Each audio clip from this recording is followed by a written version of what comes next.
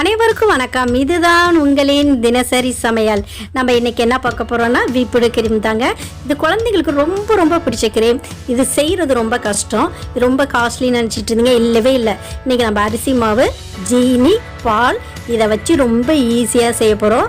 அதுவும் நம்ம electric Blender use பண்ண போகிறதில்ல, மிக்சி ஜார்லேயே ரொம்ப ஃபாஸ்ட்டாக செய்ய போகிறோம். நம்ம எலக்ட்ரிக் பிளெண்டரில் செய்யும் போது கூட 15லேருந்து 20 நிமிஷம் பீட் பண்ண வேண்டியிருக்கும். இப்போ நம்ம மிக்சி ஜாரில் செய்யும் போது ரொம்ப ஈஸியாக செஞ்சிடலாம். அது எப்படி செய்யலாங்கிறத இப்போ பார்க்கலாம் வாங்க. இதுக்கு அரிசி மாவு 3 டேபிள் ஸ்பூன் எடுத்துங்க. அது பேனில் எடுத்து வச்சுக்கலாம். இந்த 3 டேபிள் ஸ்பூன் அரிசி மாவுக்கு 4 டேபிள் ஸ்பூன் ஜீனி சேர்த்துங்க. ஏன்னா இந்த விப்புடு கிரீமுங்கிறது ஸ்வீட் ரொம்ப அதிகம் இருக்கக்கூடாது, மைல்டாக தான் இருக்கணும். அதுக்காக நம்ம 4 டேபிள் ஸ்பூன் மட்டும் சேர்த்துக்கலாம். இதில் 2 கப் அளவுக்கு பால் சேர்த்துக்கலாம், அதாவது 250 ml பால். இந்த பாலோட வாசனையும் டேஸ்ட்டு தான் விப்புடு கிரீமுக்கு சூப்பராக இருக்கும். அதனால் 1/4 லிட்டர் சேர்த்துக்கலாம். இதை சேர்த்துட்டு நல்லா கலந்து விடுங்க. இதில் எந்தவித கட்டியும் இருக்கக்கூடாது, கட்டியே இல்லாமல் நல்லா கலந்து எடுத்துக்கலாம். ஏன்னா சூடு பண்ண பிறகு கட்டி வந்துட்டுனா அது எடுக்கிறது ரொம்ப கஷ்டம். இப்போ மீடியம் ஃப்ளேமில் அடுப்பை பற்ற வச்சுட்டு இந்த பேனை வச்சுடுங்க. வச்சுட்டு நல்லா கண்டினியூஸாக கிண்டி விட்டுட்டே இருக்கலாம். அப்படி கிண்டி விட்டு இருக்கும்போது தான் கட்டியே இல்லாமல் நல்லா திக்காகும். நல்லா திக்கான அளவு வர வரைக்கும் நம்ம கிண்டி எடுப்போம். எவ்வளோ ஃபாஸ்ட்டாக திக்காகுதுன்னு பாருங்கள். இதோட பதமானது வெண்ணெய் பதத்தில் இருக்கணும். ரொம்ப அழுத்தமாக திக்காயிடுச்சுன்னா நம்ம ஆற வச்சோன்னா ரொம்ப கட்டியாகிடும். அப்போ க்ரீம் ரொம்ப ஹார்டாகிடும். இதேமாரி வெண்ணெய் பதத்தில் இருக்கும்போது அடுப்பை நிறுத்திட்டு நல்லா ஆற விட்டுருங்க. நல்லா ஆறட்டும். இது நல்லா ஆறின பிறகு ஒரு பவுலில் எடுத்து வச்சுக்கலாம். இப்போ நல்லா ஆறிடுச்சு. ஒரு பவுலில் நான் எடுத்து வச்சுக்கிறேன். இங்கே பாருங்கள், நம்ம வெண்ணெய் பதத்தில் எடுத்துட்டோம். ஆறின பிறகு எவ்வளோ திக்காக இருக்குன்னு. இப்போ இந்த பேஸ்ட்டையும் மிக்சி ஜாரையும் ஃப்ரிட்ஜில் 15 நிமிஷம் வச்சுருங்க. ரெண்டும் நல்லா கூலானால் தான் நம்மளுக்கு க்ரீம் நல்லா சாஃப்டாகவும் டேஸ்ட்டாகவும் கிடைக்கும். இப்போ 15 நிமிஷம் ஆயிடுச்சு. இப்போ எடுத்து பார்க்கலாம். மிக்சி ஜார் எவ்வளோ சில்லுன்னு ஆயிடுச்சுன்னு பாருங்கள். இதில் நம்ம ரெடி பண்ணி வச்சுருக்க பேஸ்ட்டும் நல்லா சில்லுன்னு ஆயிடுச்சு. 2 டேபிள் ஸ்பூன் அளவுக்கு பேஸ்ட்டை சேர்த்துக்கலாம்.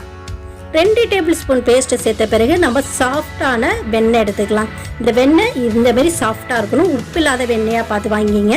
இது 1 டேபிள் ஸ்பூன் அளவுக்கு அந்த பேஸ்ட்டோட நம்ம சேர்த்துக்கலாம். சேர்த்துட்டு நல்லா மிக்சியில் போட்டு அடித்து எடுத்துங்க. நல்லா அடித்து எடுத்துணும். ஒன்றோட ஒன்று நல்லா மிக்ஸ் ஆகணும். அந்த அளவுக்கு நம்ம அடித்து எடுத்துக்கலாம். நல்லா அடித்தாச்சு. திரும்ப 2 டேபிள் ஸ்பூன் அளவுக்கு நம்ம சில் பண்ணி வச்சுருக்க பேஸ்ட்டை சேர்த்துப்போம். அடுத்தது ஒரே 1 டேபிள் ஸ்பூன் அளவுக்கு சாஃப்டான வெண்ணெயும் இதில் சேர்த்துட்டு நல்லா ஹை ஸ்பீடில் அடிச்சிங்க. அப்போ தான் நல்லா மெல்ட் ஆகி சூப்பராக சாஃப்ட் ஆகிடும். அந்த அளவுக்கு ஹை ஸ்பீடில் அடிச்சுக்கலாம். இங்கே பாருங்கள், நல்லா மெல்ட் ஆகி நல்லா மிக்ஸ் ஆகிட்டு இப்போ திரும்ப ஒரே 1 டேபிள் ஸ்பூன் அளவுக்கு வெண்ணெய் சேர்த்துப்போம். சேர்த்துட்டு திரும்ப ஹை ஸ்பீடில் நம்ம அடிச்சுக்கலாம். இப்போ ஹை ஸ்பீடில் அடிக்கும் போது ரொம்ப சாஃப்டான நம்மளுக்கு க்ரீம் ரெடி ஆகிடுச்சு. ஆனால் இது ஒன்றும் விப்பிங் க்ரீம் ஆகலைங்க. எப்படின்னு காட்டுறேன் பாருங்கள். ஒரு ஸ்பூன் எடுத்து பார்ப்போம். எடுத்துகிட்டு மேலே தூக்கிட்டு சாய்ச்சோம்னா அப்படியே கீழே விழுந்துடும். விப்புடு க்ரீமுங்கிறது இந்த மாதிரி இருக்கவே இருக்காது. மேலே சாய்ச்சாலும் அப்படியே நிற்கணும். அதான் அது விப்புடு க்ரீம். திரும்ப நம்ம ஃப்ரிட்ஜில் ஒரு 15 நிமிஷம் இதை அப்படியே மிக்சி ஜாரோடு எடுத்து வச்சுருங்க. நல்லா சில்லுன்னு ஆகட்டும். இப்போ 15 நிமிஷம் ஆயிடுச்சு. இங்கே பாருங்கள், இப்போயே நம்மளுக்கு நல்லா உறைஞ்சிருக்கிறது தெரியுது. இப்போ 3 ட்ராப்ஸ் வெண்ணிலா எசன்ஸ் சேர்த்துக்கலாம். சேர்த்துட்டு இது மிக்சியில் லோ ஸ்பீடில் அடித்து எடுத்துக்கணும். கவனம், லோ ஸ்பீடில் தான் அடிக்கணும், இல்லாட்டி ரொம்ப மெல்ட் ஆகிடும். இப்போ பாருங்கள், நான் அடித்து எடுத்துட்டேன்.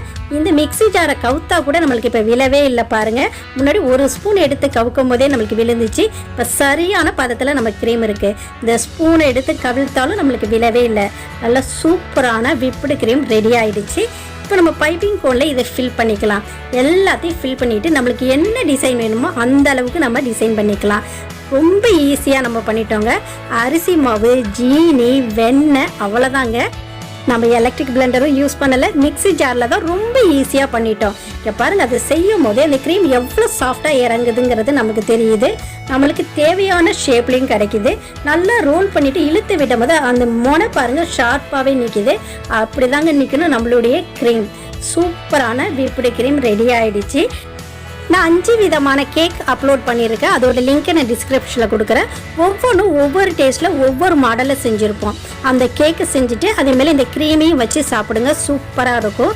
செஞ்சு பார்த்துட்டு எப்படி இருக்குங்கிறத எனக்கு கமெண்ட் பண்ணுங்கள்.